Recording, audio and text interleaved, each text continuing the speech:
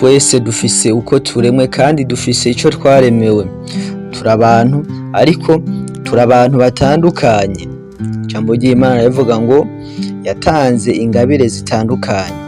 Ingabire ifatanye n'inyenyeri yawe. Ni gute rero umenya ko inyenyeri yawe ikomeye kuruta iz'abandi? Ikaze kuri G4G, nimba uri mushasha wisanze hano hantu kora subscribe kugira ngo tubandanye tujana buri munsi uko bukeye uko bwije. Nimba ubikoze uri umuntu w'agaciro kuri twebwe.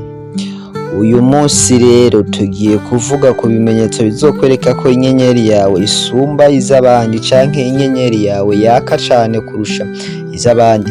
Rimwe rimwe utaruzi canke waruzi ariko wahora ubibona bikagutera kwibaza impamvu biba, ariko ico womenya co mu buzima tubayemo canke uko tubaho buri munsi nta kibera ubusa.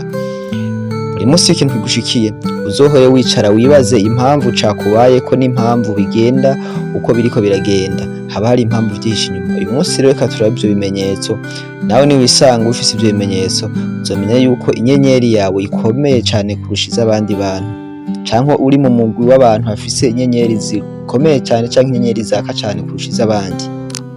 Ikimenyetso kikwereka ko inyenyeri yawe ikomeye kurusha iz'abandi ni kwa kundi ugenda ahantu ari rya mbere ukabona urakunzwe, abantu barakwitaho kandi ari rya mbere muhuye ugasanga baragukunda, utari n'umusitari canke umunyamafaranga ariko ugasanga abantu bashishikajwe no kuba kuvugisha, bashishikajwe no kukumenyaho vyinshi, ugasanga nyene bariko baraguha keya.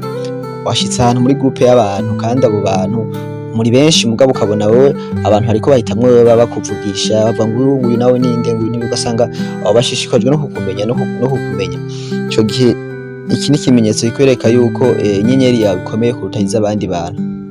Ikimenyetso ca kabiri kizokwereka ko inyenyeri yawe ikomeye canke yaka cane kurusha iz'abandi ni hahandi ubona abantu bashaka kwicara iruhande yawe canke kuguma iruhande yawe.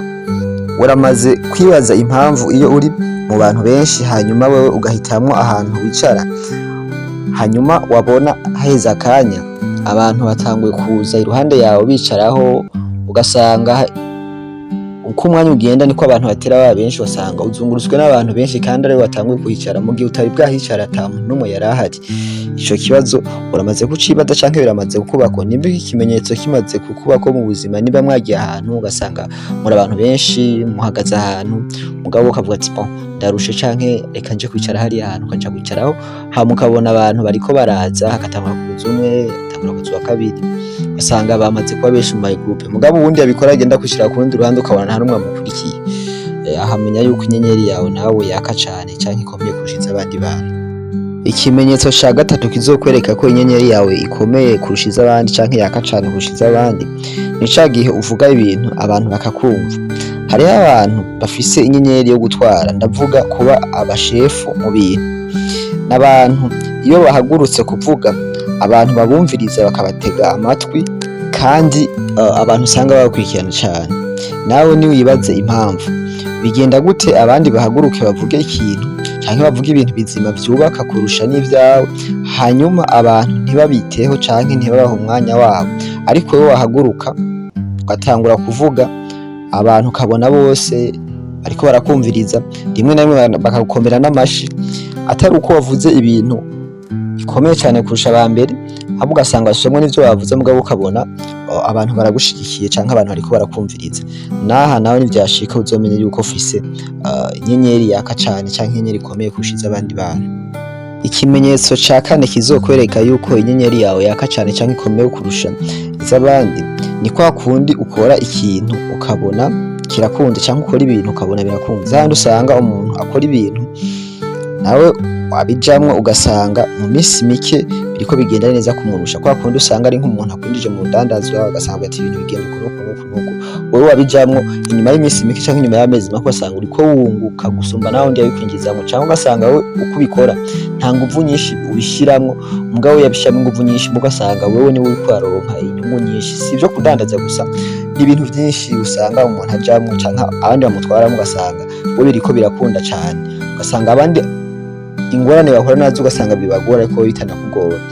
Naha naho uzomenye yuko ufise inyenyeri yaka cane muri ivyo bintu canke ikomeye kurusha ibindi bintu. Sinzi ko urabona no ahantu uba ubaye uzumva ngo urya muntu ngo ikintu cose ngo akoze ko gihinduka ngo zahabu, urya muntu ngo ibintu ngo abigiyemwo ngo hasha ngo bica bija ku murongo. Aho rero uca umenya yuko inyenyeri yawe ikomeye kurusha iz'abandi.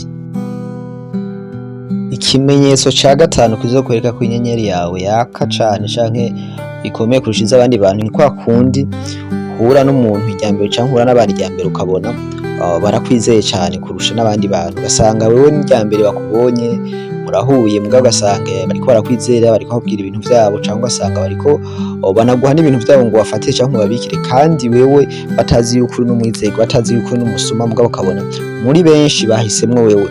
Rero n'iki n'ikimenyetso cerekana yuko iyi nyenyeri yawe yaka cane, aho ugeze iboneka itinyegeje kandi yaka kurusha iz'abandi bantu. Ibaze impamvu umuntu yotuma akwizera kandi ari iryambere muhuye. Umwana w'umuntu wenyene kugira akwizere ni mpaka ubanze kore ibintu bimwereka yuko uri umwizerwa, ariko hari igihe ugenda ahantu ukabona umuntu arakwizeye ata mpamvu n'imwe ihari. Iki ni ikintu cerekana yuko inyenyeri yawe yaka cane canke ikomeye kurusha iz'abandi bantu.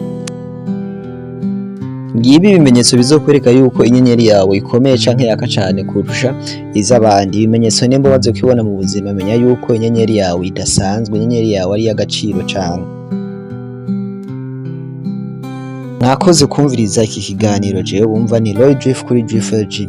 Bashimira ko mubandanya mukora subscribe, hama bipfuza gutanga commentaire nazo muzitange kugira ngo tumenye ko turi kumwe umunsi ku munsi. Murakoze cane.